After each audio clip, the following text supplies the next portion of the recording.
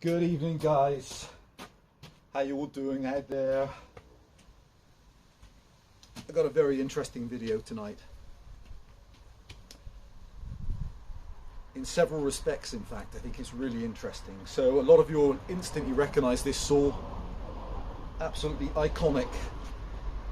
This is one of the Homelite XL series of saws, and the footprint is probably, well, it might be one of the most well-known shaped saws around the planet, in fact. It's been copied a lot as well, and this particular model is the Homelite Super XL12 Automatic. So the first incarnations of this saw were early 1960s. 64 is one of the predominant dates for it, and it's gone through several development stages since then. And I've got a few of other brothers and sisters out, in fact, in the back, and they almost look exactly the same.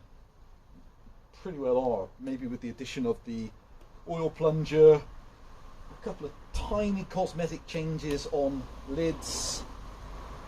In fact, there'll be an interesting close-up. We should do that as well, to show a few of the tiny cosmetic changes which you don't see unless you have them next to each other. People often think they're the same engine as well, and of course they're not. The original one is they both, I think all the versions, the early ones, share the same stroke, which is 1.375, around 35mm, but the XLs run a 1.75 piston inches. These run a 1.81, so it gives them a 54cc, and the later Supers run almost exactly 58cc. Real spectacular engines as well. And so this particular girl then is in absolutely spectacular condition, and so I wanted to talk a tiny bit. Homelite, the company, had a very interesting chat with an older collector, and we were talking about Homelite. And again, it's really strange where some people have certain information and it's just, you think, how do you get that information? And particularly, you know, when it's not quite right. So Homelite, a really interesting company.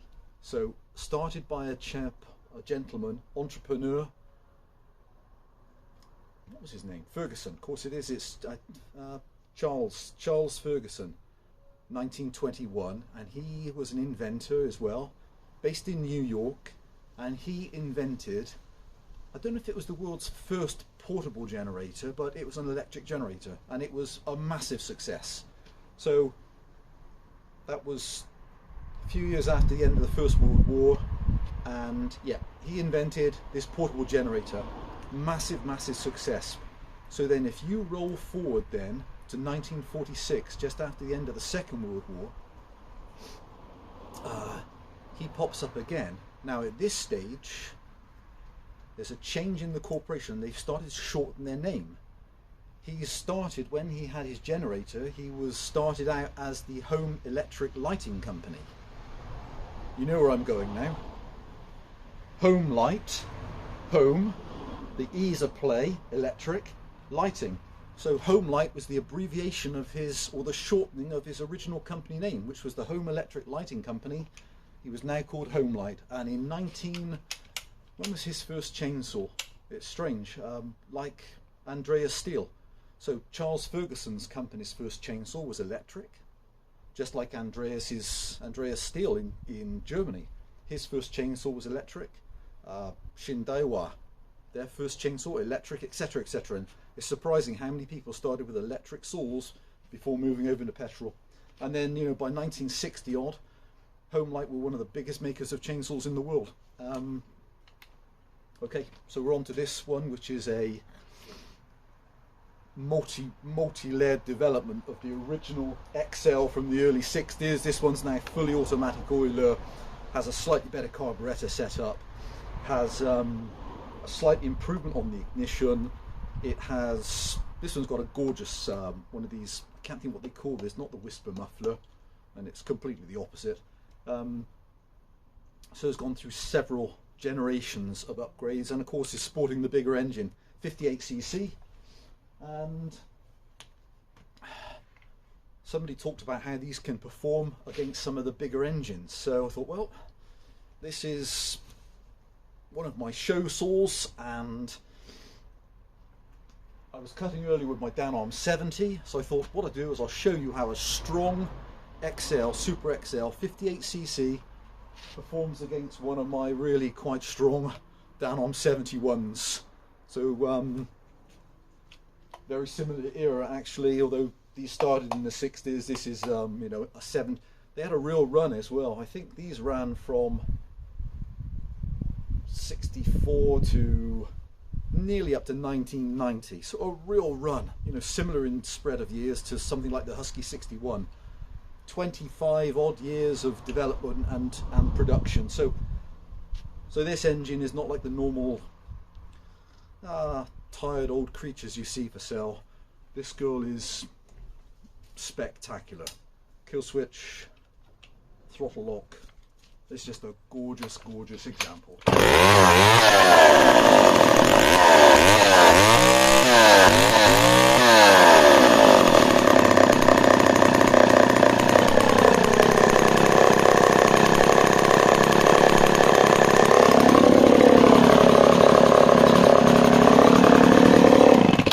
I mean, she's perfect, even with just straight to a rock steady idle.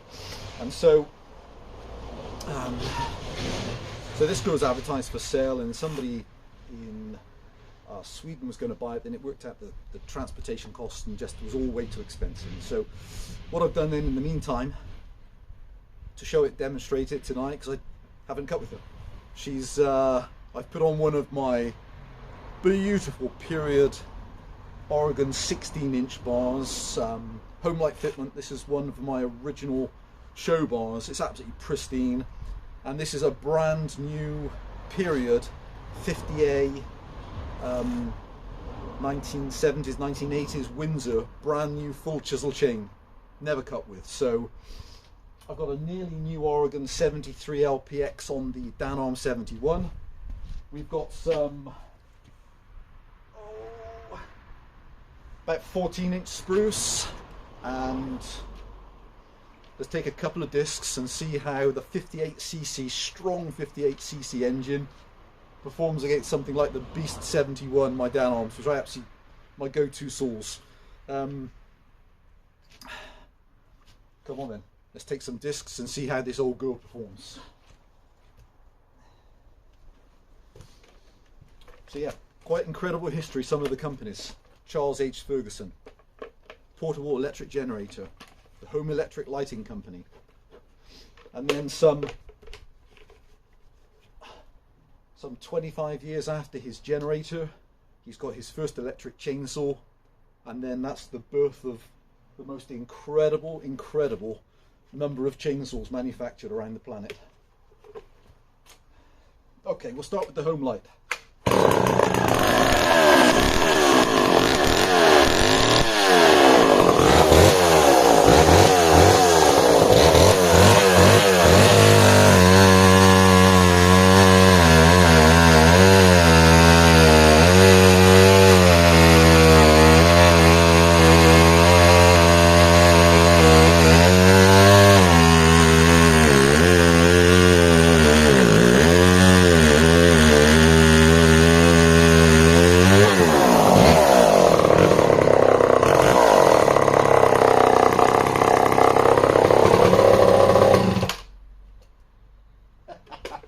That's almost seems like an unfair test. I've gone through the absolute hardest knot I think I've ever gone through in this particular trunk. Wow, it's like a piece of stone. Might take another disc of a slightly more favourable section of trunk. Ah, there. What a piece. Okay, here's a real... okay.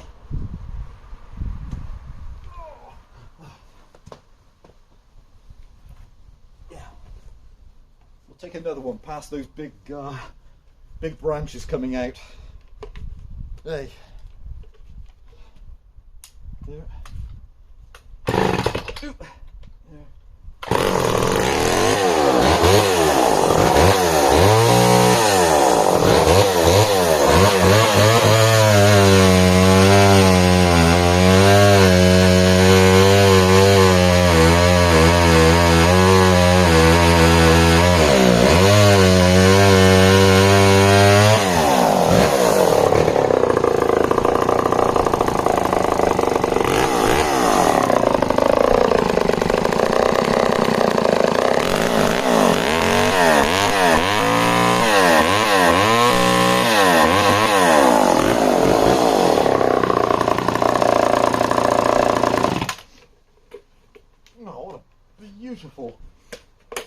strange, the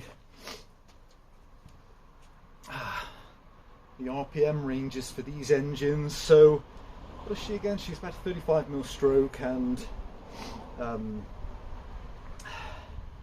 run around the 6,000 to 6,500 RPM on the earlier saws when they're buried in the cut, and she kind of probably sounds like that, but still such a beautiful cutting engine. Just feels so satisfying when you're kind of just lazily pulling it through the wood. Right, let's see how the 71 compares on the same piece of timber. Interestingly, almost identical stroke on the 71, just a bigger piston, 52 mil. Sorry, not 52, 2 inch, 50.8. Yeah. Okay.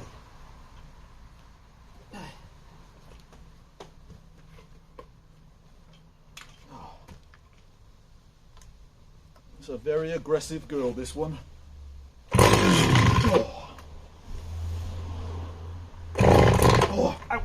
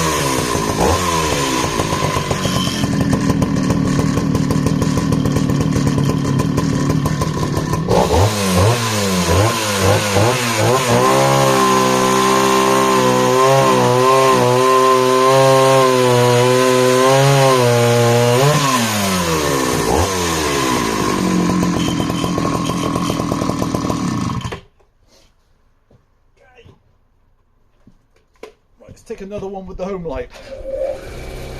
Get the compressor off. Yay. Got to tell quickly, back to back.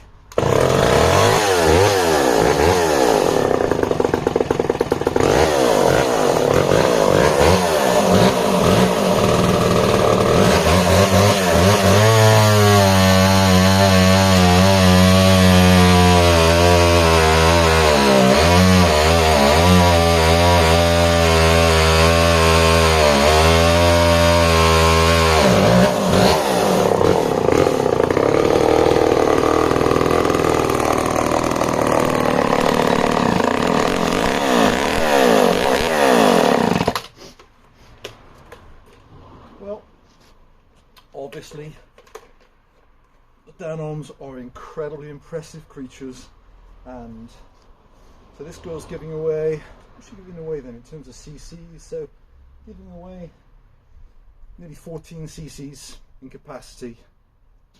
Beautiful cutting. So that's an interesting head-to-head then, because that's a brand new full chisel 3/8. Again, same on the Danarm 71, and